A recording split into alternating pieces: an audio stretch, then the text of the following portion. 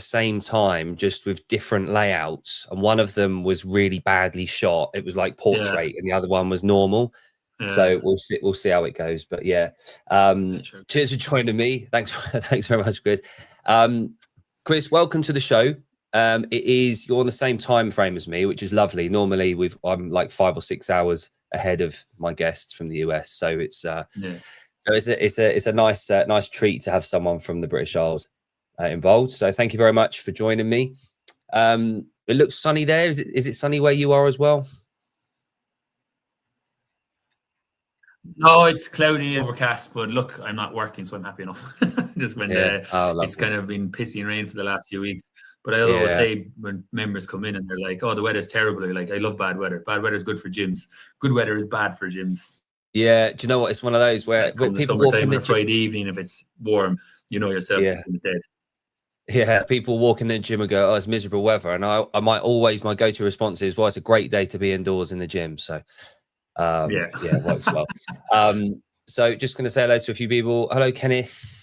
Got Grant here. Got Heidi. Hello, Heidi's actually we're going to come on to what she's doing a bit later on today, Chris, but she's doing a High Rocks event in Chicago, I think, today. All right. So we'll talk about High Rocks a little bit later. And hello, Joseph. So, Chris, I thank you for joining me. The reason I kind of reached out to you is because, and I'm preaching to the choir here. Everyone in this chat knows what I'm on about, and you especially know what I'm talking about here. But the link I've made between what I kind of usually talk about, which is the gyms, the culture, CrossFit, how we can grow the gyms, our space here, growth, how we can expand and how we can capitalize on the market and the growing kind of changes in the fitness industry at the gym level and coaching. I came across your business and your venture on Instagram, and I liked what I saw. And the reason initially, some people in our space, like you well know, have got a few reservations about growing the gyms and incrementally growing them, adding new things to our gyms and diversifying a little bit. I'm not one of those people. I love the idea of mixing things up, about using them as much space as we can, about adding technology, experimenting, seeing what can work, see what doesn't. And in essence, making gym owners and coaches a lot more profitable and making the whole experience much better for the end user, which is the member. So if you wouldn't mind, can you just give me a quick rundown on the business and the products that we obviously talked about? Yeah. So I guess quickly on my background, I've had a CrossFit gym for 13 years. So I've been doing CrossFit. I started in Australia and Brisbane, in CrossFit Brisbane, one of the originals, about 16 years ago. So I've been at it a long, long time. So I set up my own gym, and I'll kind of get to where we did the product quickly, but we went through all the usual problems that gyms have. So, we got to a point, I opened up my sister, my business partner, and, after 2 years, we kind of got to a point, we got stuck on maybe 120, 140 members. We couldn't seem to grow it. We didn't have any other ideas of what to do. I went off and back into engineering as my background in project management. And then went back to the gym, was in and out of it, but we kind of were always stuck. And we had a great community, the usual stuff. But what happened was, and I know loads of other gym owners in Ireland, they couldn't build a career out of it. They couldn't build a job where they didn't have to be there 12 hours a day, or they could have full-time staff. And so we looked at it, and we didn't want to up our prices to be ridiculously expensive, which is what a lot of gyms will do. We were kind of like, how's the way to do it? So COVID, ironically, was kind of a great time for us. We just restructured the whole business, and we kind of looked at the whole model we had. And there was kind of a couple of things. One was, I was like, there's no technology to make the classes better for the coaches, for the users, and for us. And we realized that cardio classes were really popular. They're a really good class to get someone into your gym. So the hardest thing for CrossFit gyms is to get someone in the door, because like every brand has, it's not, I always say this, what killed CrossFit was a lot of bad gyms in like the 2012, 14, 16. that were anyone who jumped on wanted to run a CrossFit gym. What are we doing today? Oh, 1,000 wall balls and, you know, burpees and 100. And they just were badly run gyms because they all thought there's money to be made in CrossFit. Since then, I think all the gym standard has gotten significantly better because most of the gyms still there have been at it a long time. And I think there's probably I go to a lot of gyms. I think CrossFit gyms are probably the best out there in terms of coaching and all the rest of it. So we looked at it and we looked at cardio classes, and that's when we kind of first made Revelate, which is my gym is one business and Revelate is what we built. And that was essentially a cardio class with the Concept 2 machines, the bike, the row, and the skier. But what I wanted to do was cardio classes are, like, as I said, the easiest class to get someone in. But it's someone on a spinning bike and it's the usual kind of stereotypical class. And I was like, what if I was able to put some of like the workout concepts of what I learned from CrossFit into a cardio class? So we went off and built a platform. We could run the entire class for 45 minutes, but we would do we play games within it. So like we do a lot of it's all AMRAP focused, but you'd be trying to do a certain amount of meters in a certain amount of time. Then you've got to try and beat that score in the next round. So we would play sort of workouts we do in CrossFit, and I was able to put them into Revelate then. So that was kind of how we started it. So that was essentially the bike, row, ski, someone logs in, coach presses play, everything was automated. And we built that out. Then we started looking at our other kind of CrossFit rooms, and we built this whole system where the coach comes in and presses play, and like everyone's got their own, all the movements are up on the board, all the timings are done, the music is done. And what we tried to do was, how do we take all the that was a big part of it for the coaches. How do we take all the logistics away from the coaches? Because a busy CrossFit class, you're not coaching, you're just running around, make sure no one drops a dumbbell on their head. And like, you're going on this wall ball spot. Oh, I have no box. You share with this person. Oh, I don't want that box. What are you doing over here? Why are you going there? What weights have you got? And they're like, what's a power clean? You're like, oh, I demoed it 2 minutes ago, but you didn't listen. And then they're going up to the whiteboard to figure it out. So we were like, what if we take all that off the coach and we have like a screen, 2 projectors in our gym, and it tells everyone what to do. So by doing both of those, we were able to focus on the coaches to coach. And that was kind of what we've grown since. From that, then the third part of it was all the competition stuff that we're doing. So we're running as a lot of competitions off for big racing companies now, where we can count their reps with the motion capture and count all their meters on the ergs. And so we can we've tied it all in together. But there's a lot in that, actually. I just realized how much we've actually built. So there's a lot there, and yeah, I hope that people can start to begin to see the benefit of that. But we're going to pad that out. We're going to explore that a little bit, because before we do that, though, I just want to give people a little bit of reference to where you are and where I am, because a lot of our viewers are US based, so it might not be obvious where we're located. So your gym is down here in Cork at the southern side of Ireland. I'm right up here in the Isle of Man, so I'm northerner there. But yeah, so you're down here in Cork, and your gym, Bodo CrossFit, is, let me just grab that up. So remind me how long you said you've been an affiliate for? 13 years now. So that's my gym, Bodo Cork. And we've been affiliated for about 13 years. We were probably the 6th or 7th gym in Ireland. So we were one of the originals, and there's only about 5 or 6 ahead of us. So when we opened it, we got a big warehouse space. Myself and my sister opened it. We went through the usual routine of adding gear as we went and building the community. So that's what we started off with. And I guess what we finished up with is a Bodo. So what we wanted to do, as I said, we were CrossFit Return and we're still affiliated, but we found we just felt like CrossFit is great, and but it's hard. We found over the years it was just hard to get people in the door. You can say CrossFit, and unfortunately, as I said already, a few bad gyms, a few bad experiences, and it doesn't matter if you've got 9 good CrossFit gyms. If someone goes to one bad one, they think CrossFit's bad. It's unfortunate the way it's gone. So we were like, what if we rebranded it? We still have CrossFit. What we figured was, there's like gyms are growing in popularity, but they want choice in the gym. So if you do CrossFit, my internet's let me down. You're back, Jake? Sorry.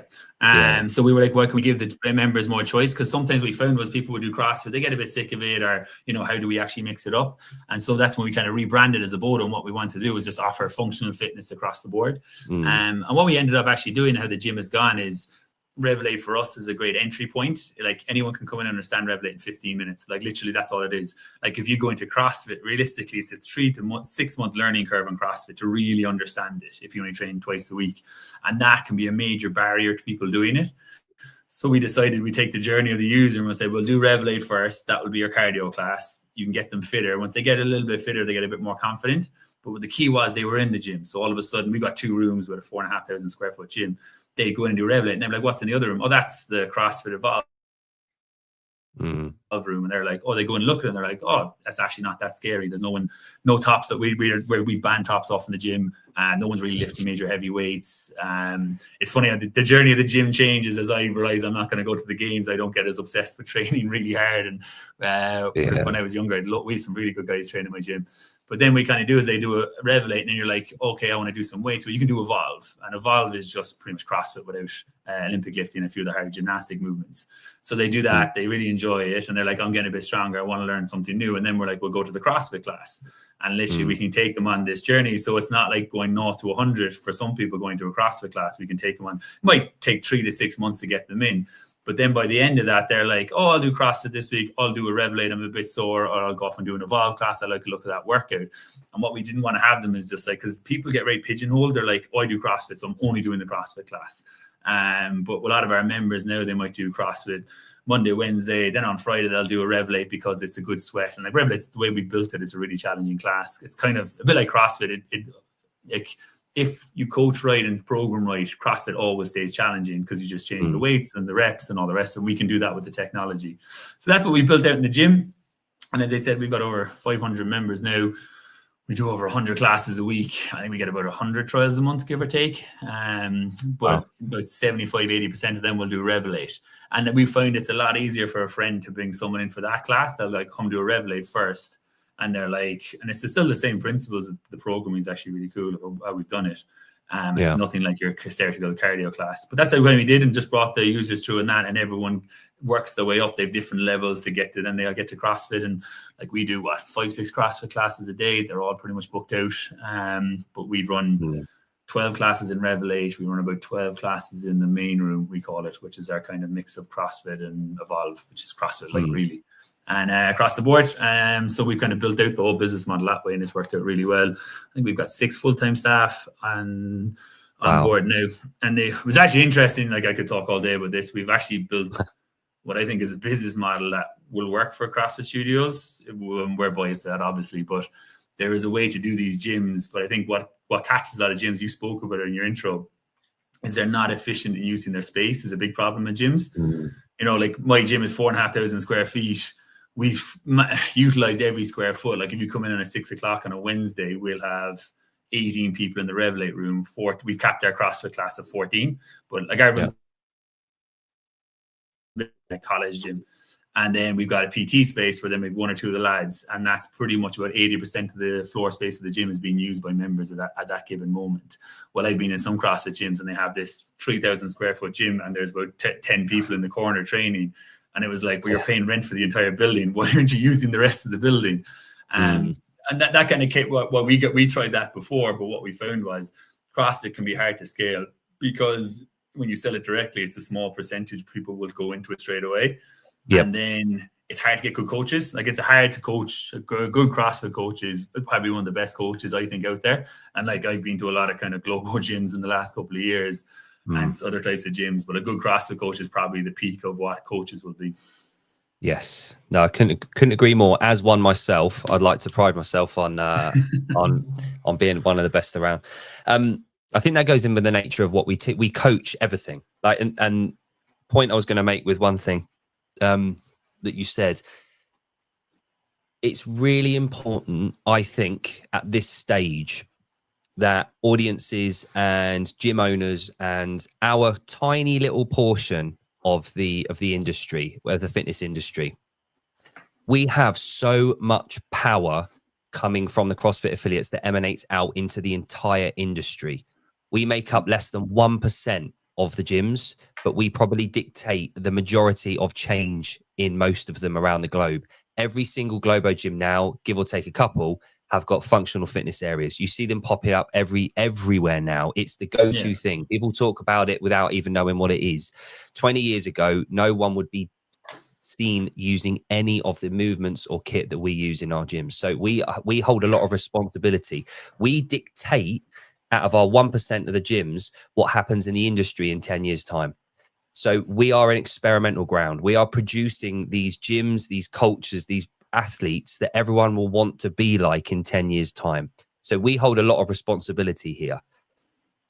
Because of that, it's really important that we, as the CrossFitters in the room, we have to have these honest conversations about how best we use our gyms, how the industry is evolving, and how we keep up, how we are profitable. Because a lot of the gyms that have gone under or have gone away, unfortunately, it's down to and this is the frank conversation I've had with a lot of people in the last 6 months, is their reluctancy to evolve as a brand, as a gym, and as a unique kind of force in their local community. We have to evolve with the times. However, and this is where the CrossFit ads and the recent marketing campaigns have come in, we still have to hold our values and our principles of what we are. And which is why, and this is my point, people like yourself, Chris, that have been affiliated for 13 years, that are diehard CrossFit, that are broadening their gyms, that are using that space, that are having these honest conversations, that are changing the narrative of you can only do CrossFit in the affiliate gym. We are much more than that. And that's why it's really important for people to open their minds and explore these opportunities and options. Because my gym where I go, I used to own 2 affiliates before I moved to the Isle of Man. I was the same. I was a British weightlifting gym and a British powerlifting gym. So aside from weightlifting and powerlifting clubs, it was just CrossFit. I refused to do anything else. I was adamant, this is a CrossFit affiliate. Why would we want to water it down with other things, with CrossFit Light or with these classes? And then one day I saw a video that Ben Smith put out from Krypton. And he did spin classes, but using assault bikes. Yeah. That's nasty stuff, right? But it was packed. He had like a full class every day in a quiet time during the daytime, and he had a packed class. And I was thinking, hey, that's not CrossFit. That's not the day, the workout of the day. And then I got me thinking, if Ben Smith is thinking on these lines, surely the rest of us should probably have a look at what we're doing here. We need to evolve. And then over the last 3 or 4 years, we've seen things like High Rocks enter the space as a fitness test at the end of the spectrum. Now, as we all know, High Rocks is the best places to go to train for High Rocks is a CrossFit gym.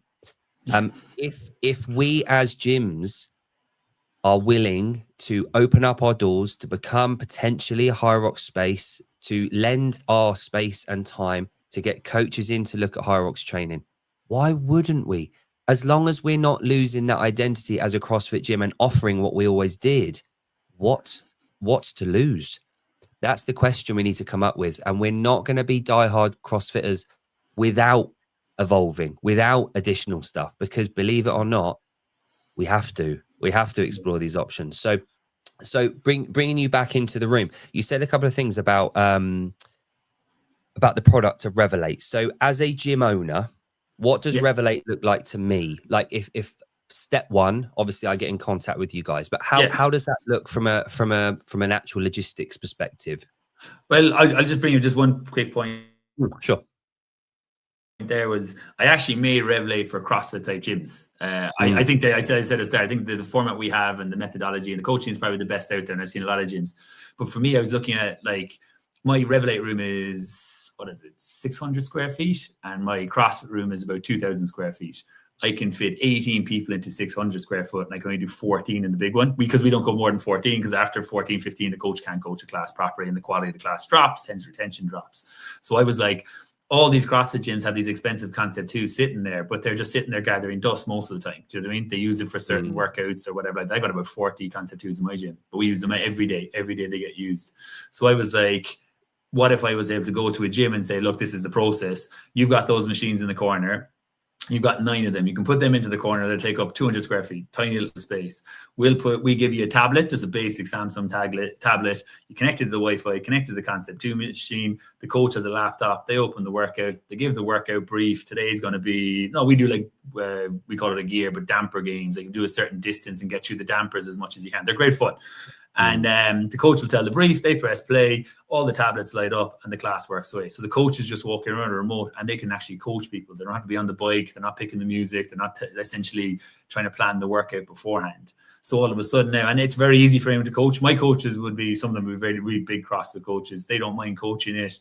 It's a nice break up of the day. If you're coaching the same class, 5 classes in a row, that's exhausting. I think owners don't realize, you're doing the same class over and over. So our coaches jump between the 2 different rooms. So the gym would contact us. They'd sign up, and then that you get to use the tablets. What we do, and it'd be interesting to get your take on this, and one of the reasons why I think Hyrox will have certain problems the same as CrossFit does, is the one thing we do at Revelate is we give the workout of the day, and you can only do my workouts. I'm the one who programs them. So whatever workouts is done in the gym in the Isle of Man is the same as the one in London, a bit like CrossFit's workout of the day. And that's a different story.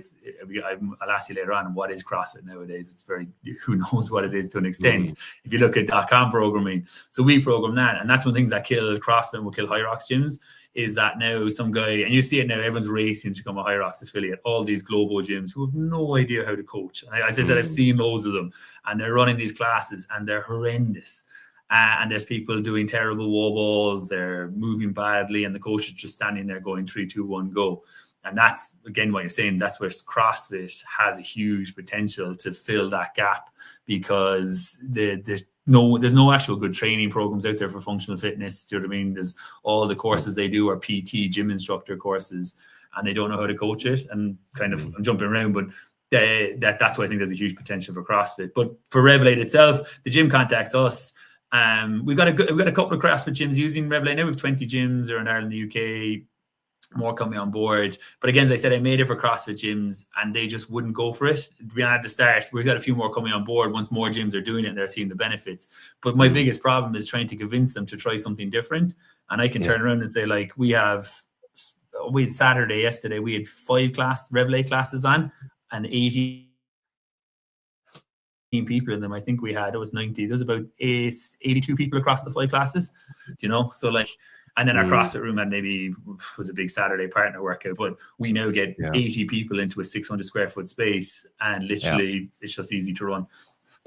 It's it baffles me that CrossFit gym owners wouldn't want to look at that at least. Funny enough, hello Jeremy. Jeremy is one person that I've spoken to about this offline quite a bit. Initially, I was in the same boat as Jeremy. I think Jeremy's changed his tune a little bit over the last 6 months, because it's become more spoken about the CrossFit gyms offering different classes and styles of classes, just to at least get people in the door. Now, we know as CrossFitters, the ultimate training and methodology solution for the human experience is CrossFit. We know that. But in order for people to get exposed to that and to see it, and again, with the caveat, it's for anyone, but not everyone.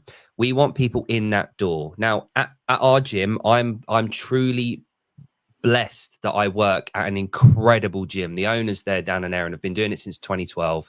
They know their shit. They run it immaculately well. The members are all happy. They diversify. They do different styles. We've been a Hyrox gym for about 2.5 years. It's not a major part of our gym. However, it has increased the memberships by at least 70. So we've got 70 members that have joined that would never have joined our gym, that are in the room now. And about 5 to 10 of them at the moment are trialing the CrossFit classes. They want to try and come across to CrossFit. That's what we're after. We're after growth and pushing people into this thing that we know is the ultimate and the cure for the world's most vexing problem. So we can talk to them about everything else. We know that. Now, one event that I've recently become aware of and been to, attended, and absolutely loved every moment of my time there was Coaches Congress. Now, have you been to a Coaches Congress, Chris? No, I've been meaning to go now the last couple of years. Enough of the gyms that I work with have been to it, and they really enjoy it, and they all speak really well of it. the reason I bring that up is it is an environment where there's no selling, there's no pitching. It's not a sales driven experience. It is gym owners, gym managers, and coaches speaking to businesses that have quality ideas that genuinely help CrossFit gyms and other gym types alike grow their businesses, become profitable, and offer a range of options to get as many people into our doors as we can, using all of the space. And one of the biggest patrons of Coaches Congress is Chris Cooper at Two Brain. Are you aware of Chris? I know Two Brain. Yeah. Lovely. So, and one of the key principles that Chris talks about is growing your gym, not being afraid to make money. Because early days, CrossFit was a man in a van with his dog, turning up, working enough and earning enough so he could pay for his mortgage, a few beers on a weekend, and get food in his belly. We're in a very, very different position now. And businesses and ideas like yours will grow our gyms and make it better for everyone. It's rising tides. It's that whole theory of, if we rise the tides, all ships are going to, sell better. So coaches, I want to speak specifically about coaches with the product. So I watched one of your videos on your website, and it really struck me because we've talked about this for years within CrossFit gyms. You're either a cheerleader, an instructor, or an educator. Now, as a coach, we want to be a bit of all three. Now, we're going to veer toward one or the other due to our style, but we want to breach across all three of those. If we go to an F45 gym, for example, the coaches there are not coaches, they're cheerleaders. They have no time to coach. There is zero opportunity for them to stop the individuals, break it down for them, instruct how to coach, to squat properly, take them over to the corner, lighten the load, do that. Within 20 seconds, they're moving on to another movement. So there's no real opportunity there. They are pure cheerleaders at F45 gyms. I think, well, you can go into this, but the essence of what you said in one of your videos was, what this does, it takes away the responsibility of the coach during this type of session that Revelate offers. Yeah. It gives the coach an opportunity to actually be with people, because they're not having to break down things. They're not having to think about the programming. They're not having to think about the music. Everything's taken care of so that they can actually concentrate on being coach.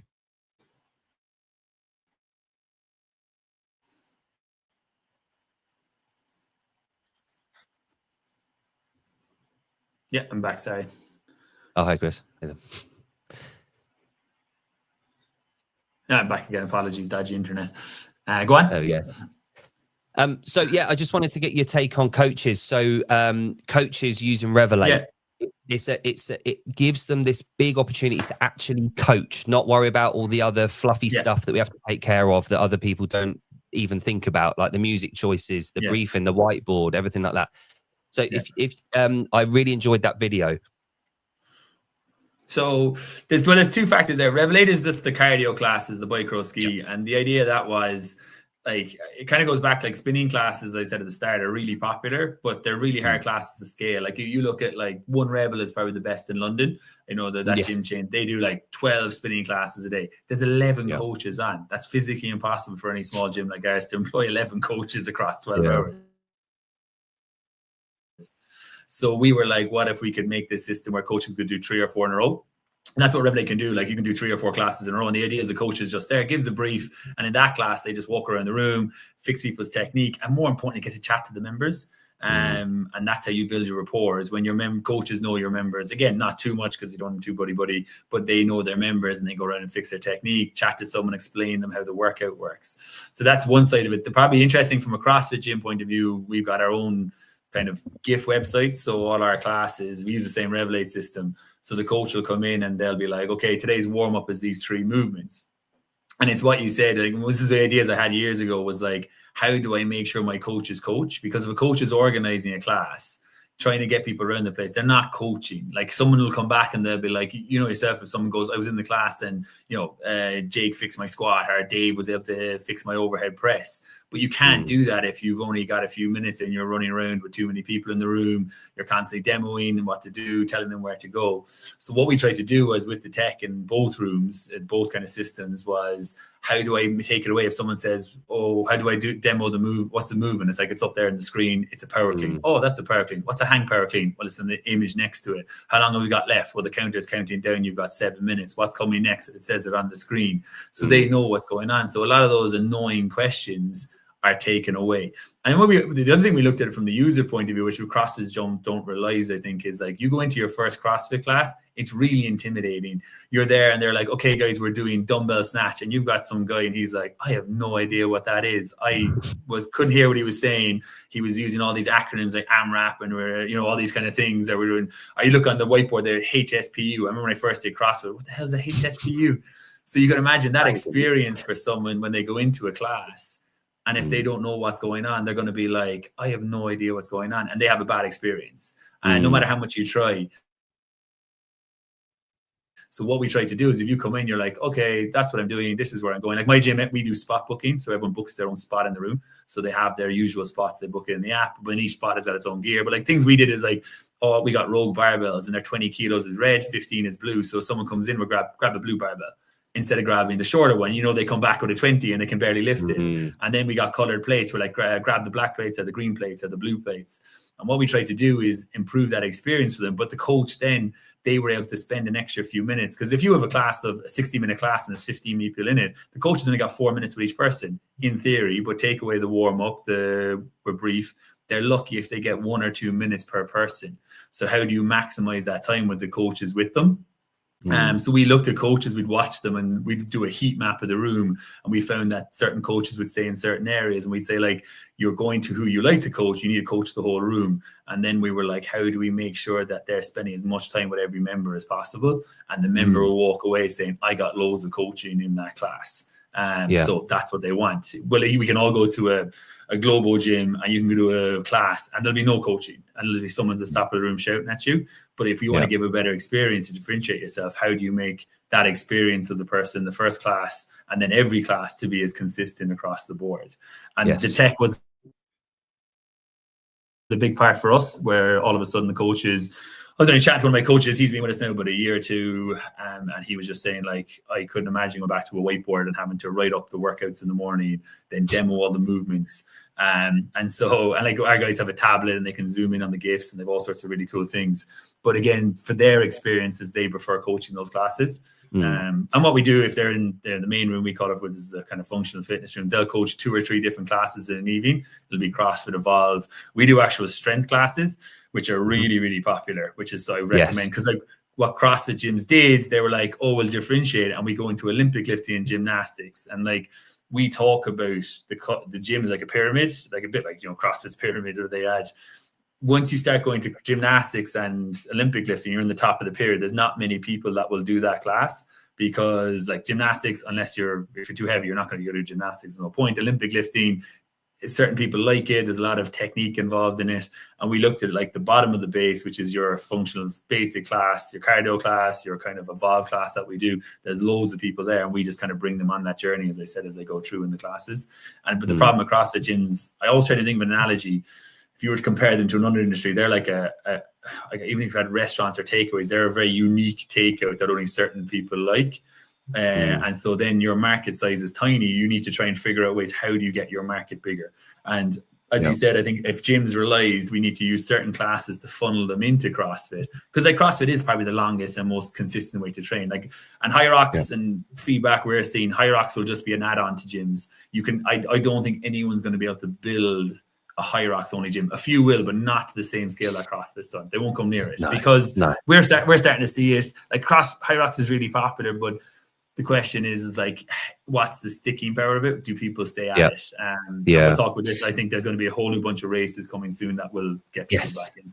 Oh, we've already seen it in the UK. You've got Athex, you've got Hybrid Games, you've got Jon does half of it. My mate John, who's in the chat at the moment, he does every single one of them. He's just a machine. He just competes every weekend. We actually did a High Rocks, my one and done High Rocks about a few weeks ago in Birmingham. Had to do it. I coach it. I felt like a bit of a fraud, you know, when you're coaching people and training them online to go to an event and you've never done it yourself. Not at a high standard, but logistically understanding and being able to coach. Athex is in America now as well. Athex is a big one. But no, you're absolutely right. I think there was an old analogy that I heard years and years and years ago about this was if you're a landlord at a pub and you only sell the drinks that you want to drink, you're going to end up bankrupt because you're only going to be, you know, you've got to sell Malibu, you know, although I used to be partial to a Malibu. But, you know, you've got to be able to sell and diversify stuff to get people in the door, and then you can offer food, you know, and offer other things. So there's this whole thing of swallowing your pride a little bit, understanding that the market has changed. I've spoken to a few people in the last couple of weeks off air about the industry, CrossFit, growing it from HQ's perspective, the adverts, the campaigns, everything like that. We're at a turning point. And I really do believe a lot of people that were adamantly against diversification are now seeing the benefit of it. They're starting to see, right, the industry has changed and that's okay. We're not going to lose our culture. We're not going to lose the fact that we're CrossFit. We're not going to do that, but we need to be profitable in order to run CrossFit. Otherwise, all of our gyms are just going to go because we're not going to have any gyms to do CrossFit. So it's either survive and adapt or die off and hope for the best. So that's the position that we're in. And that's a good thing. You know, if we're at a point where CrossFit gyms, when you first opened up 13, 14 years ago, if you were at the point then that you are now saying we've got X amount of members, we've got different groups coming in, we're massively profitable, we've got all this tech, we've got all these different groups, we're having to get people to book on this part of the gym that they're coming into. You'd never believe that was a thing. Like our little CrossFit gyms that we thought was just where we go to do power cleans and muscle ups. Like there's this thing that we've got, this whole ecosystem that we've developed, and it's really cool and it's exciting that we're in a position where we can expand on it and grow on it. And one thing that I just noticed that I wrote down earlier was the engineering background. It's really, really, really apparent. A lot of the people that are driving change in our industry and make the best gym owners are mechanics and engineers. It's unfathomable that there's such a high percentage of people in our industry that are growing us are mechanics and engineers. It's frighteningly very apparent. But every other person I have on is like a mechanic or an engineer. But there's just one point there. There's one thing that we figured out as well, and like even just to give you an example, like in the end, it's all about making money. We're businesses. You can be very moralistic of what you want to do, but unfortunately, I would say my staff don't work for free. So you got to make money. Like even for our gym, we doubled our revenue with Revelate, but our CrossFit classes got busier in time as well. So we were just feeding people into it who would have never have done it. And that's the misconception people have. But one of the keys that we did, which is really important that we built when we rebuilt the business after COVID, was we looked at our staff and I was like, how do I get those staff so they can have a mortgageable job? Yes. So the problem with CrossFit is it's very owner operated. So the story I'm about to tell, I went through all this. It's like, I'm the owner. I'm going to be there at 6 a.m. I've got someone going to help me out in the 7 o'clock class that evening. So I'll get home a bit earlier. I'm going to go in and I'll go for, I'll work all day. I'll do a split shift. And then you hire your staff and you're like, well, we'll hire you. We expect you to do the same. And I was like, what CrossFit owners don't realize, just because you did it, your employees are going to do it. But if you gave someone that job to you, would you work that job? Like, why would I work? I'm doing split shifts. I only get paid for certain hours, and it's all over the place. So we looked at our staff and we were like, how do we give them an actual career? Which is the mistake that I think gyms, unfortunately, I think CrossFit gyms with like single schedules, I'll come to this as well in a second. To make money, you need double schedules. You need to run 2 classes at the same time. It's the only way, unless you can get a lot of volume in the room. So we can get 32 people through every hour in our evening classes in the morning, which is, you can imagine, you can do the numbers on what your revenue per person in the class. But what we looked at is like, if I don't have good staff that I can hold on to for years, our staff been with us 3-4 years now, how am I going to improve them and give a better service? Like, we are like a hotel, it's a service industry. If you come in and the service is poor and you're charging €100 a month, the person's going to be, this is no good. So it's like, how do you keep your staff around? So what we did with our staff is we gave them set schedules. They have their same schedule every week. We try to avoid evening to mornings. So if someone's doing the evening shift, they don't do the morning shift. And if they might have to do one. But one of the things we did was we started giving the coaches our jobs. So each of the coaches got a title, which would be like head of programming, marketing, ones that looks after PT, ones after kind of gym manager sales. And what we did, we gave them a non-coaching day. So literally, like our Mark and Kelsey and Ethan's programming, they come in jeans and a jumper, and they just spend their day programming or doing the marketing. So what we try to do is actually build them a proper job. Like, you might think that someone wants to spend 8 hours on the floor coaching. No, that's exhausting, and they'll get sick of it. Like, they're not going to stick at it. So most of our coaches will do 4 or 5 classes a day, and they'll do an 8-hour shift, but in between their shift, they'll have other jobs to do, or they'll have team meetings. Like, we have our weekly team meeting, and we'll have coaches sessions where they train together. And I know gym owners will say, like, I can't do that, I can't afford, like, we've got 6-7 full-time staff. We just found other ways to make money in the gym, and we're maximize every square foot of the gym. And Revelate was the key, because it just takes up a small space. It was just open up some amount of doors, but you can't do that unless you make money. And then gyms are like, well, I can't get more members. How are we meant to pay our staff? Well, look at what you're offering and actually ask the question, is this a good offering? If, you know, some people say, oh, we're the best gym, but no one knows about us. If you're a good gym, people tell people, and you should fill up. So I think gyms have to look at themselves, CrossFit gyms, and like, I'll go into a bit of a tangent now, but like, when you open a CrossFit gym, it's kind of very much from an emotional side. Like, I was in construction in Australia. I was like, I love training people. You know, I want to give this feeling to people. So they go into it from it's a great idea, but there's the business side of it that they don't understand. And like, then people get really good at coaching, and that's what I got good at. And then I realized I was no good at business. So we re-looked at it. And then we started, once you got understood business more, you could start looking at your gyms and be a bit more objective, saying like, yeah, maybe it isn't the best class. Maybe I like it, and the 120 members who've been with 6 years like me like it, but I can't get new members in. Why can't I get new members in? Because the gym seems clicky, or, you know, your entry level classes is like this crazy programming of percentages and cycling. And this person comes in there like, what the hell are you? What's your 1RM percentage? The guy's like, I have no idea. I've been training in a gym in 5 years. And all of a sudden that person again walks out going, well, I don't have a fucking clue what I was doing there. So I'm not going back there ever again, because everyone is there is like on this high level, elite level, which scares people away. And the psychology of gyms is really interesting. We've done a lot of research into it. Yeah. People do their first class and their experience they've had it's another factor impact in it. Yeah, it's a melting pot of personalities, isn't it, and behavioural types. One thing that you said about was the focusing on the staff initially, when, you know, post pandemic, you know, look at that. One person that did exactly that, and I watched. So our friend Steve, he owns a company called Defiant. So Defiant company, Defiant printing, Defiant clothing. He did an affiliate series earlier in the year. And one of them he kicked off with was Jamie at Method, right at the top of England. And he said exactly the same thing. He's got a full-time collection of staff members that he focuses on. He surrounds himself. He trains them, the best people he can find that fit the mold that they're after. They give them incredible facilities, incredible training, incredible career path, give them value, purpose, and responsibility. And the business has just gone boom, massive. And they've got one of, if not the best CrossFit affiliate in the UK. Like, the second highest global sign up for the Open this year, consistently high.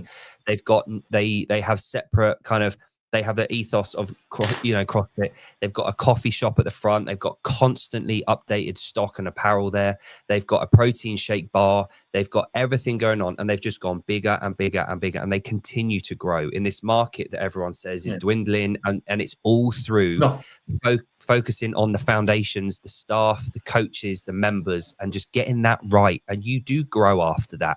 But focusing on the other end of people tend to focus on the end goal rather than actually building it up. And businesses and ideas like yours that can help that initial push to get more people in the door, but also allows the coaches to develop, which is awesome, which is lovely to hear. And it's like, it comes back to like the same problem. Like, it's about money in the end of the day. Like, we held on to our staff because we could show them, this is your salary, this will increase in the next few years. And the problem in the industry is like, it's hard to get good coaches. And the industry now, it's funny, like I was 25 when I opened the gym. I came back from Australia, and there was loads of guys, and me and my sister, who were leaving their 9-to-5 corporate jobs or whatever and opening gyms. That doesn't seem to be happening anymore. I don't know why. You don't seem to hear it as much. I thought High Rocks might start that, but I think no one's going to open a young fella won't open a High Rocks gym, because you won't be able to build a business off a standalone High Rocks gym, in my opinion. But it's down to like, how do you give your staff that way and pay them? But then it comes back to, well, how do we make more money? So you'll find the coaches like, well, we tried this, how are we meant to pay the staff more? Well, you have to build a better product, and then you have to diversify, really, is the ultimate thing that works for us. And every gym is different, but for us, like, majority of our members are twice a week members, and we just got the average punter in the gym, and at the end of the day, like, you could say CrossFit, because the main thing I wanted to do was get people fitter. And like, Revelate was designed to get as many people who aren't into fitness. Do you know what I mean? And take them on that journey. Because I think you said it there, there's a massive problem worldwide. Gyms generally focus on being really expensive. And the good ones, the cheap gyms, global gyms, they just have a certain business model that we both don't like. But like, how do I get more people into fitness and get them doing power cleans, power snatches in time? I think what people have to learn, there's a journey where people need to take them through, and they're not going to walk in like we did when we first did our first. I still remember my first workout, 7 rounds, thrusters, box jumps, and running. And I was afterwards, I remember I came back, I was in my housemates in Australia. I was like, oh my God, this is the greatest thing ever. Yeah. And we think everyone else is going to be like that, but they're not going to be like that. And you have to understand that as an owner and say, like, well, I'll take you on that journey. I'll take you through that and get you there eventually, but they're not going to be like the same as us. I think you said it there. You expect everyone to love it as much as we did when we first started. Why don't they? And you have to understand, like, they're not going to, and there's only a small percentage that will. And if you're going after that small percentage of the market all the time, you're going to struggle to grow. But if you can develop a product that now appeals to more of the average punters, then you'll start to grow. And that's the trick. And maybe that's what CrossFit did in the early days. The other CrossFit gym owners in Ireland talk about the Tops Off Brigade ruined it for everyone, because that, and I think that's what, I think it's going to catch High Rocks as well. Like, we actually found that a lot of people found CrossFit intimidating when you take your tops off. If you're not the fittest guy, it's quite intimidating. And that's what we found in our research. And then we kind of got rid of it. It's a big debatable one, the CrossFit world. But do you know, I'm so damn on the fence about that. And it's on me. It's my own insecurities, right? Yeah. So I had my 2 affiliates that I had. This is from 2014 to 2021. Yeah. I didn't like it that the guys were taking their shirts off. It wasn't the British. It was so anti-British. You know, we're very kind of clean cut. We don't like show offs. You know, we don't like high-fiving. We don't like the yeehaw stuff. It's very American culture, I'd say. And it was very anti what we're used to. That's why I think initially a lot of the members at my gyms didn't enjoy it when we had a drop in, or we had, because I was quite close to Heathrow Airport. So, you know, we'd have a lot of drop-ins every day. We'd have at least 1 or 2 people, and it would be a shirt would fly off before we'd even started working out. And everyone would be like, what? Why is he taking his shirt off? Wear a vest or a tank top, you know, wear less clothes, but don't take your top off. It's why would you do that? And especially in the British Isles, most of the year, it's either cold, wet or rainy. Exactly. Right? so why would you do that? However, what I did find interesting was when I was on my own and I was in the gym on my own, my shirt would come off. Yeah. And I thought, why am I doing that? Like, why am I taking my shirt off? And then I thought, well, actually, I can train a lot easier when my shirt is off, but I wouldn't ever do it in front of people. And then over the years, I realized that's on me. That's my insecurities around what I look like, right? Yeah, Matt, over here, we call a tank top a vest. Anyway, so it would be that. And then, so recently, I've, in the gym where I am at the moment on the Isle of Man, it's 3, 2, 1, go. Half the guys take the shirts off. It doesn't matter what they look like. They feel very secure that their shirts will come off. It's just a standard in the gym. People accept it. It's just a done thing because it's always been there. It always will be. It's just fine. It's part of the culture of the gym, and no one even bats an eyelid at it. And over the last sort of year or so, I found myself, when I've been nailing my nutrition a bit better, when I can see at least 1 ab, my shirt tends to come off sometimes.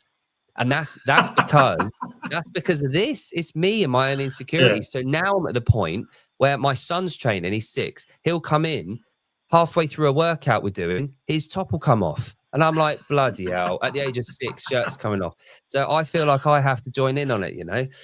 So it's the cultural thing at the gym. And I'm not saying one's right. I'm not saying one's wrong. I think whatever works for your member, if you've got potentially 1,000 members at a gym and every single one of them, 999 of them, do not like the whole shirts off thing, you're not going to go, no, fuck you, shirts are coming off. And potentially lose half your gym. It depends on where you're at. If you're in Tromsø in northern Norway, probably don't need a shirts off policy. It's probably not going to happen. If you're in sunny California and the sun's 1,000,000 degrees Celsius every day, I kind of culturally I get it. So it's different gyms and different styles of gyms. But yeah, it's you know, like we said, with everything that we operate in the gyms, you've got to take everything that you hear online, all the advice, everything that people are putting out with a pinch of salt. But what is really bloody important is that you at least consider, you try, you experiment with your gym, obviously to a degree. But our gym, for example, Dan, the owner, he's been doing jiu-jitsu for like 12, 13 years. He realized that he could get rid of some of the shitty, like the dumping ground in the corner, and he's put a jiu-jitsu corner in matting. He's expanded that. They've got 100 members of the jiu-jitsu club he's started up now. That is a massive source of income for them as a business with very, very little overheads to operate. It's now funding the CrossFit gym. None of the CrossFitters do jiu-jitsu, or 2 of them. But it's funding all the machines, the repairs, the new barbells, the plates that break, the wall balls that everyone just drops from the top without catching. Like, there's all these things. And as a gym, if you didn't think like that, if you didn't constantly want to expand and try new stuff and didn't experiment and didn't communicate with your members, you're gonna get stuck at some point. And one thing that I'm really glad you said about the people coming to the gym for the first time and being put off by certain things and that kind of thing. I totally get it, which is why at our gym, when I've come across, I've said, can I take care of the induction process? So we've tightened it up. We've got, when they inquire, we've got QR codes. They come in. If they just walk in the door, they've got a QR code on the wall. They scan it. It tells them everything they need to know. It takes them to the webpage, direct link to me with WhatsApp. I will talk to them. I'll sit them down for half an hour, introduce them to the gym, introduce them to the coaches, tell them all our experience, what they can expect, the fact that we'll meet them where they're at, the different styles of classes, the different timetable options, when best to come. And then I one-on-one coach them in a class environment. So I will follow them around because we want them. We found that the best balance, rather than doing a completely separate class for inductions like we used to with on-ramp. You know, we used to do 3 sessions and used to learn the squat, the presses and the lifts, and then you'd eventually go into the classes. The other option, the other end of the spectrum with people, I think laziness has kind of kicked in here. They just throw new members in with the classes. Everyone can do the class, but then you're at the whim of a massive class of one coach taking it. That member will never come back if they don't understand what EMOM sounds like. So what we've done, we've kind of done a hybrid where I will do one-on-one with that client for the first 1, 2, or 3 sessions, whatever they like, just to get them in the door, to explain, to be the little kind of angel or devil, depending on which shoulder it is, on them, talking them through the session, explaining what they're doing, where the barbells are. Okay, they're the barbells. You need to go and grab yourself one of them, explaining, counting their reps, going through the logistics and introducing them to people at the gym, telling them a factoid about the coach, all those kind of things. We've diversified and we've changed the way that we do things because we've realized and learned, when people, there's that old thing of if you meet someone and say, you've changed, you say, good, thank you. Like that's purposeful. We want to change. We want to get better and improve. So, it's one of those things. Now, if I'm a gym right now and I want to come to you, Chris, and I want to talk about Revelate, what's the easiest and best option for me to do that? I just drops a message on Instagram is the best thing, or my email is chris@revelate.fitness. And what you do, jump on a call, and it's kind of just ask the gym owners, like, what are the problems you're having? The problems are the same. Like, I talk to gyms, like we're talking to people in America, the Middle East, and the problems are the same. It's just like, I can't seem to grow my membership, I can't get good staff. And like, I just give them my story about how we were able to rebuild the whole business with the technology and how it improved the service we have. And then what we generally do, gyms, they can trial the technology. There's one thing I didn't touch on actually was one thing that we're doing now, a lot of gyms, is we're helping them run a fitness events. So we've got like games are great. And like there was probably the peak of CrossFit competitions in Ireland was about 2014, 15. And they all had the same problems that High Rocks kind of solved by picking their movements. But what we're doing now, we're working with gyms because we've got motion capture technology. We can count your reps, be it power clean, amazing, deadlifts, burpees, squats, lunges. So we don't need judges anymore. So we could actually we've done 1 or 2 of the open workouts. We could do the open with our app, so you wouldn't need judges in your gym. But what we're doing with the gyms is they can run these small events. Like we had one gym, he had 70 people in a competition with his members. He ran the entire thing by himself. So he had 12 tablets, and it was like 3 workouts. It was the erg and movements. And what we do with the tech is we can update live leaderboards. So as you're doing your burpees, they'll come up on the leaderboard. But the beauty of the tech is that the standards are the same. The burpee, you have to open your hip. So we do a lot of competitions. We did one recently with our thruster. We have an app that counts thrusters, and we did it with Trika. And there's another kind of High Rocks race in Ireland, and people couldn't hit depth, and they were like, "It's not working." It's like, you're just not squatting right, because of the depth was parallel or below parallel, and you had to lock out your arms fully.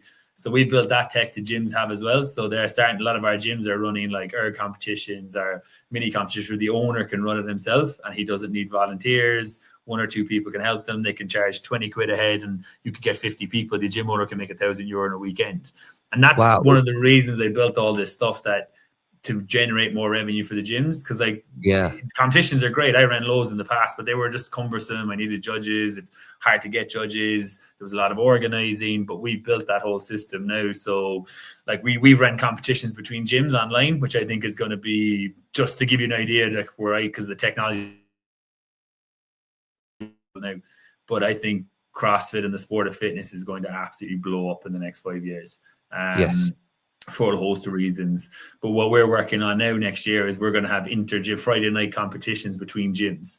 So you could win the Isle of Man, and you could take my gym on a Friday night, and kind of not very technical workout. We can count pull-ups, and we can do push-ups, and we don't do double unders. We can't count them yet. But you could now have a competition. And one of the things I want to really build in is not individual competitions. I talk to this a lot of the racing companies, and I think the future is going to be on a Friday night, you have a team of 10 people in your gym are going to go up against 20 other teams of 10 around the UK and Ireland. So all of a sudden now it's all team comps. And I think that's where CrossFit gyms will come into their own, because it's not like, generally comps is only a small percentage will do them, the top software grade as I call them. But imagine if you had an event now where it's going to be like some basic squats, burpees and rowing, and we're going to do a big marathon of it. We're going to be taking on other gyms around at the exact same time. And we can have live leaderboards. So as you're doing your squats, you can see a leaderboard, whoever's doing what squats on the leaderboard. And I think that's going to be a big part that will change CrossFit gyms, because now in theory we can run leagues between the gyms, and there's no pen and paper. There's no like, that time is way too fast, they definitely cheated. No recording videos like they do in the open or anything like that. And you can now you can turn each of the gyms into proper clubs. And like, it's really cool stuff. Like we can work out someone's fitness level. And what we're looking at now is putting people into divisions by fitness level. So in Revelate, we can actually put you into like we do a really cool thing actually with like the daily whiteboard. Like I'm a big fan of the whiteboard. We don't do it anymore because only certain people would do it, and most people didn't want to put their scores up there. But what we do in Revelate is, once you do your first class, I know how fit you are and our scaling we have, and I'll put you in a leaderboard with people of the exact same fitness level. So every day you'll do your Revelate workout. You can go onto the app. You can see whoever trained that day around the country who's done that workout. But you're always within 100 meters of each other. So they're always, everyone that leaderboard is around the same ability. The problem with the whiteboard is, like, if you're not the fittest, you're going to be miles off the leaderboard. But if you can give people leaderboards where they're against, like, you're in a class, if you get 2 members who are 3 or 4 members who are in the same fitness, they push way harder. Put those 2 or 3 next to a bunch of really fit people, and then they won't push themselves as hard because they know they're going to get beaten. So we can dial it down by fitness levels. So every day you can go on and see, like, I have a couple of lads around the country and they'll text me being like, Dave beat me. Who the hell is Dave? He beat me by 10 meters. And all of a sudden you've got that competition element, which everyone wants. But the key to it is it's a fair competition. And the problem with competition, that's so cool. I've got so much. Killed CrossFit. I don't know if you remember, like a lot of. There's what kind of caught CrossFit years ago was there was like the pro intermediate. And what happened was a lot of the pros would go into the intermediates. And so you'd have the guys like, guys who wouldn't be the fittest, wouldn't take their top off. train 2-3 times a week. They want to do a competition. And then all of a sudden, this guy comes around the corner, 18 pack, can snatch 100 kilos, and he's in the intermediate. And the guys just go, what's the hell point of being here? Because this guy's going to smash me. And there was always that years ago, like teams would be sent over and they'd enter intermediate in a big competition and they would hose everyone. They should have been in the pro. And there's got to be systems you can filter that, because if you have competitions and they're not fair and people know they're going to get smashed, they're not going to do them. And has High Rocks done that? Yes, no, they've got so many divisions now and stuff like that. But I think High Rocks is running the risk of being too elite. We're starting to see that now from average gym members coming in saying, I don't think I do a High Rocks, I'm not fit enough. And, you know, but look at it, like it's every picture now and High Rocks is tops off and all the rest of it. And it's just, I don't know, I just think I'm always about the bottom of the pyramid, the average punter. What do they view is what I care about. And the problem is, as gym owners, you're on Instagram and you live in your little bubble where everyone, you know, mad about CrossFit and loves the games. But like, what does the average person think about it? Because unfortunately, the only way we built our business was from the average punter. Because they're the ones that come in and they're the ones that would pay their monthly subscription. And they're the exactly. Yeah. And we've had a couple of comments in there in the chat, which is highlighting and reflecting what you said about, like, one of the ones in the UK that you're probably well aware of is Rainhill. It's been going for, I think, 10, 11, 12 years now, Rainhill Trials in Manchester, and they did such a blinding job of it. They've got 4 brackets. Everyone does the same qualifiers, seeding events, and you get put into a bracket. There's 4 brackets, and you get on the competition day, you're only against the other 20 people in that bracket. Now, over the years, what you found is if someone wants to win, they just sandbag the qualifiers, don't do as well, or just enter scores. You don't have to video it. Exactly. And then they go to the competition and absolutely murk everyone in that group just for the sake of getting a podium. So it's very common, but using technology like yours. Now, coming back to that, what equipment and is that are we able to use that technology now, like with the thrusters, for example, and the movement quality standards? Is a general gym able to get that technology now? So how we do it is the gyms will sign up to us, they'll get the iPads. And how I wanted it, where they're just not even iPads, they're just Samsung. We want to keep the cost as low as possible. So we don't have it. We can do it on phones, but generally what we do is we just focus on gyms. We don't do home app stuff, but that's coming soon. Mm-hmm. So essentially what my gyms do is they'll sign up to Revelate, and what they'll do is they'll use that during the week. And on a weekend, then those same tablets, they can turn on the motion capture on that. So now all of a sudden they can run events at the weekend. So they'll use the tablets to run the classes, and then at weekends, then they can program workouts in. So we have a system, like you gave me a workout, now I could put it into the workout. It could be like, you know, an AMRAP or 4-time, could be rowing, power cleans and burpees, dumbbell snatches, kettlebell swings. We can literally program on the fly, and then I can press play and send it to all the gyms that are signed up to that workout at that given moment. And then literally on the screen, it will show all, we can set standards. And so the idea is that literally a gym can set this up really quickly. And now the gym can run, as I said, these big events and only a handful of staff. Like we're working with other company, Metrics. We helped them run an event, 1,500 people, and there was only a handful of staff needed to run the whole thing because the tech counted everything. We counted over 100,000 burpees. I've got like so John, I run another show with John, who's a good mate of mine. We do a show, and not necessarily straight away, but we do this head-to-head thing where we'll get when the technology is available for individuals. We two people from randomly around the world that we know, that just not the elite CrossFitters, just everyday CrossFitters, and we get them going head-to-head live on YouTube. So they'll do a competition. We'll set a workout. They'll find out 10 minutes before, and they'll do the workout, and we'll judge, and we'll kind of go along. It's not, we're not looking for perfection, but something that your technology, when it's available for just download and to apply on a phone or whatever, or an app at their house, would be an incredible tool for us to use. But one thing I do have in mind, sorry. Yeah. You go ahead. Far away. Well, we have the app ready. I can set you up on that this week if you want this, so we could actually get it going now. I would love that. And the other thing, so on top of that, are you aware of a guy called Andrew Hiller? You don't have to say yes. He's I think I know the name. Do I know that? He's an American. Yeah. He's the self-proclaimed Batman of CrossFit. So he's the savior of CrossFit. Yeah. And what he looks at is movement standards and calls people out. So he's the one that's kind of like working doing the good job that no one wants to do. Basically, he's the Batman. Yeah. And you might see people randomly, if you see a dodgy couple of reps on an Instagram reel, you might see someone tag a bat.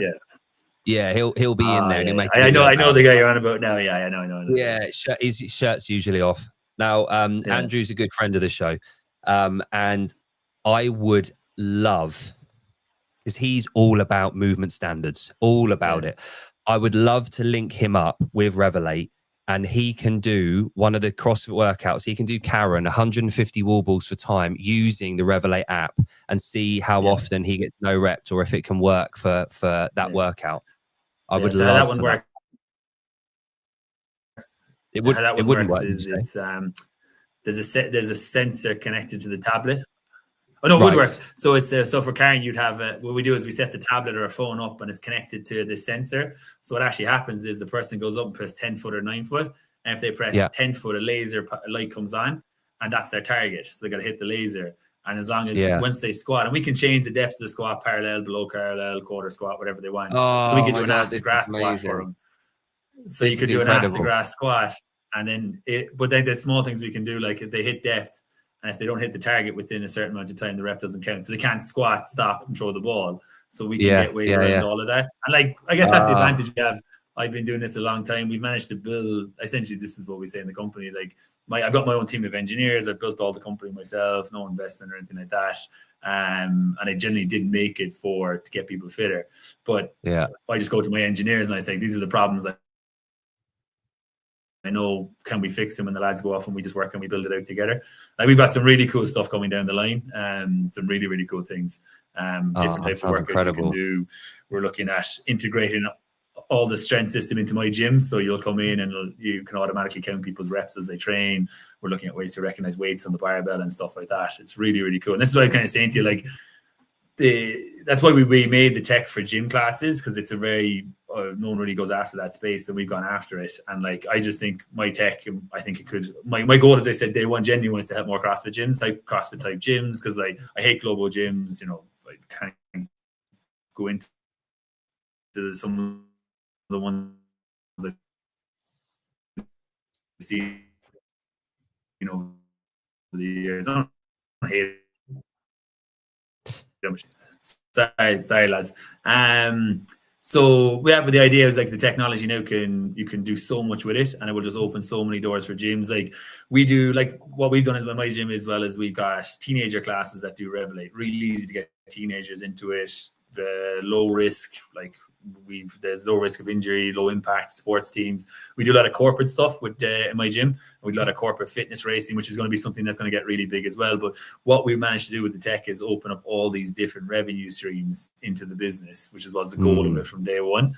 So, and then that's when all of a sudden the gym starts making money. That's when you can start employing your staff, sending them on better training courses, paying yourself hopefully a decent wage, not working 15 hours a day, 7 days a week, like a lot of the gym owners do.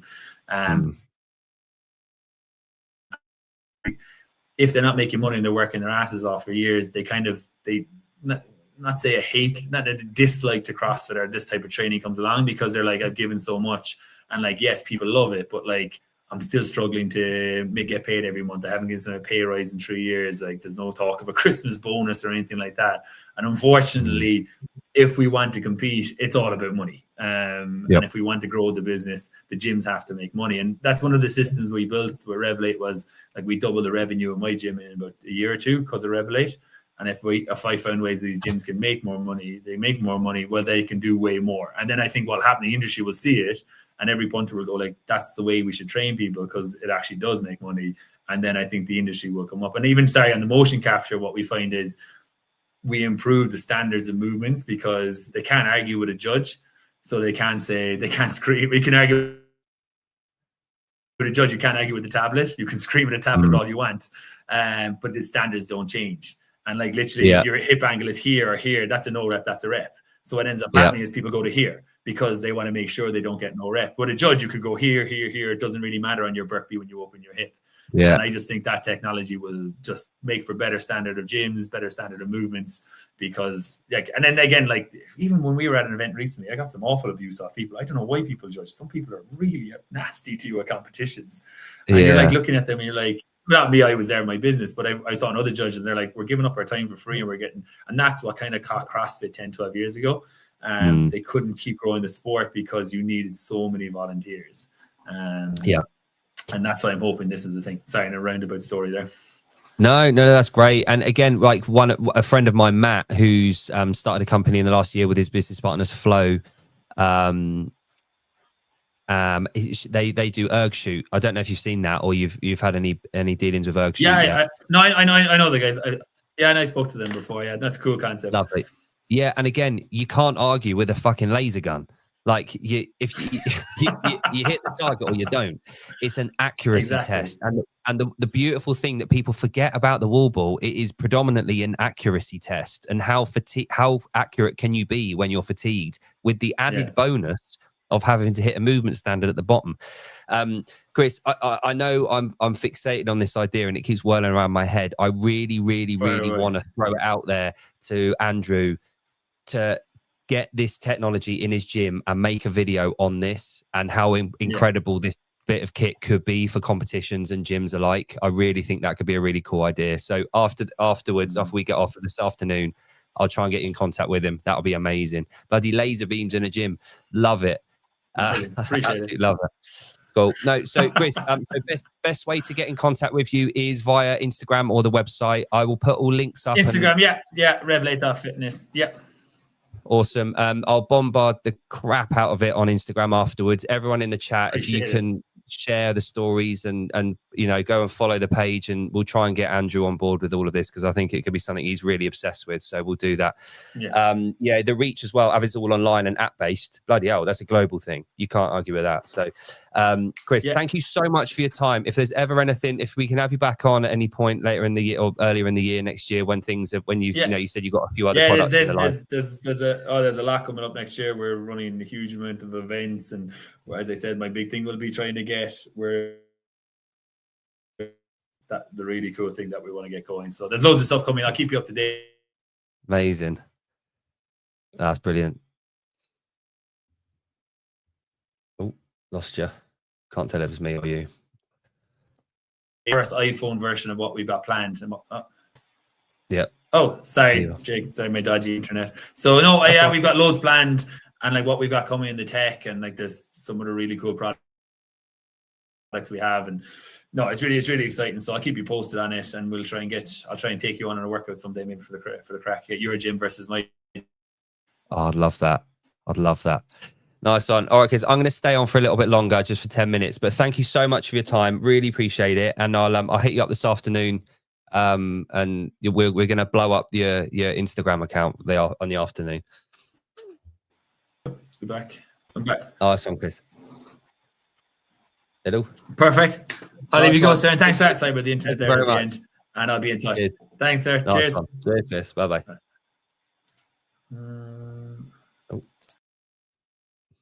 Hello. Right, where are we? Need to go that one. There we go. Cover it up. What a dude, eh? See you tonight at 7. Yes, we have got Coach Bryony on, who recently won an incredible event over in the US of A. You can take the boy out of cork, as the saying goes. But yeah, so really cool idea. I love that. And I know we've had a bit of tech in the past, in the last sort of 10 years or so, come around. We had those foot plates that measured fucking downward force and that kind of thing. But this is a really cool way of, and I really do think that Hiller could get on board with that and try that, even just for a video, just to see how well it can work. But yeah, all good. Jon, before you go, this thing has changed my life for the better. However, went to my son's mountain bike race this morning after I'd coached, and a few of the videos are corrupt, and it's the videos where he's rattling around and doing well. I'm trying to fix it. If there's any techie nerdlingers in the chat that know how to fix a corrupt file, I've got 8 of them that I need fixing. But yeah, if there's any nerds, let me know. I'm trying my best at the moment, but yeah. Sevi is on in 47 minutes. But yeah, do like and subscribe, all that kind of jazz. I've been doing a video a day for the last 9 days. Today is day 10, which is why I really want those videos to be sorted. It's repairing at the moment in a platform, an online platform called Stellar Repair. Obviously, you're a meathead, Adam. So yeah, all jazzy, all good. Right, don't really have much to add to that. I am back on. I tell you what, we've got tonight. We've got Coach Bryony. We've got some decent shows coming up as well on this channel. I have got Pierre Paolo from a DNA testing company that I met before Coaches Congress, but I met there, got my results analyzed, and let me tell you, they are very, very interesting. Pierre Paolo is coming on Thursday morning this time. So it'll be around this time on Thursday. Did I do Chad? Yes, I did do Chad. Did that last Saturday, actually. We had it programmed at the gym. I think it was the 8th or 9th, the Saturday. So a week ago yesterday, we did it then. But yeah, we're doing, I actually, funny enough, Chad, oh, here we go. Here's an interesting story. I coach powerlifting 101. So introduction to powerlifting at my local sports center. Well, at the Institute of Sport. One of the ladies came in and said she had done her CrossFit session on Tuesday, sorry. And I said, oh, do you go to a CrossFit gym? She said, no, but we did a CrossFit workout. And I said, oh, right. Which one was that? And she said, we did Murph. I was like, right, okay. So, because it was Remembrance Day and we do Murph on Remembrance Day. So I had a big conversation. And I also said to her, how did you scale it? And she said, what's scaling? And I said, well, tell me what your workout was. And she said, well, we ran a mile and then I did 10 rounds of 10 pull-ups, 15 press-ups, 30, sorry. Yeah. 10 pull-ups, 20 press-ups, 30 air squats. And I said, and you did 10 rounds of that. Bearing in mind, this woman is in her late 60s. And I asked her what her pull-ups were like, and she used 2 green bands. And her press-ups, I know for a fact, because I see them, aren't great. And the air squats, she demonstrated kind of what they were after. And it happened. It happened. I got her in the gym later in the week at our gym to coach. And she said the difference between the facilities was startling. And the thing with that is you forget what we have. You forget what we are responsible for. You forget what we have given the fitness world at our gyms. We forget. We need to remind people that we are in charge. We're producing these things. We're making it. It's our industry to dictate. This whole gym functional fitness scene is ours. We came up with it. This name is what it's all about. And it's time to reclaim that, I think. Each one of us individually has the opportunity and the right and the duty to remind people that we are in charge of functional fitness. Is our thing. Cross training is ours. We are the best at it. If you want to be the best human specimen you can be, you come to a CrossFit gym, and that is unnegotiable. You can't get out of that. It's a fucking fact. So my challenge for everyone watching this in the chat is to get at least one person this week into your CrossFit affiliate. Get them in the gym, show them what to do, train with them. Even if you don't train, walk around with them, coach them, give them the opportunity. Mr. Weed. What's that? Bill Clinton and Trumpy. Love it. And do you know what? I'm fucking happy that the BBC is getting crushed. I want them gone. I hate them. I've been hating them for a long time. They're a load of rubbish. Anyway, and I don't do politics. Not on this show anyway. Not after we've had such a decent session. But yeah, I want Trump to absolutely crush the BBC and get rid of them. And murk them. A lot of them. So yeah, we are back tonight on Glinton Things channel with Bryony, who's a ultra runner who did a backyard ultra and won it, I think, in the US. I can't remember which state it was. Jon's gone, so he can't remind me. Well, Amazon Prime now. That's part of why I was hesitant with the whole. Yeah, Yeah, I do get it, and the reservations are always there, and they still are. They still are. It's the high rock scene. It will come and go, and it's for people that aren't quite ready for what we do. But it gives them a sense of it. It gives them a taste of what we do. It can only be a good thing for us because we put it this way, Jezza, we're not losing anyone to high rocks.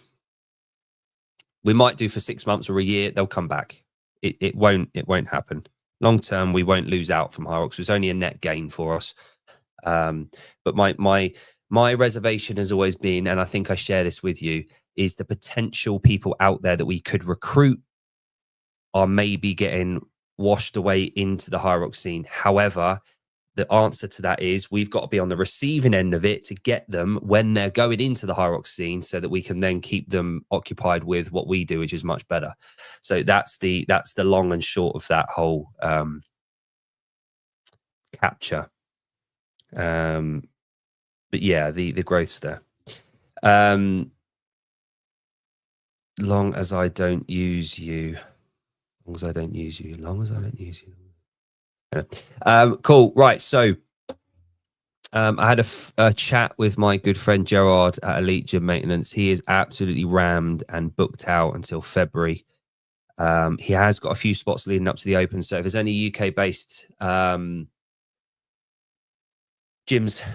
mainland, that need their kit serviced and ready for the Open to make the Open the greatest Open we have ever had, get in contact with Gerard. Get him into your gym. It'll fix up, look sharp, and you'll have an amazing Open, as we all want. Good. Right. Okay. So that is us done. Savon's on in 40 minutes. I am back on Thursday with Pier Paolo from DNA. And Jon and I are on tonight on Glinton. So have an amazing Sunday, guys. Go out and smash it. Get active. Do whatever you need to do. Thanks for joining me. Thank you to my guest, Chris from Revelate. We'll go up and blow that up. We want Hiller on that shit straight away. Get some good content around it. So cheers for joining me, guys. Have an amazing day and look forward to seeing you in Sevi's chat. Bye for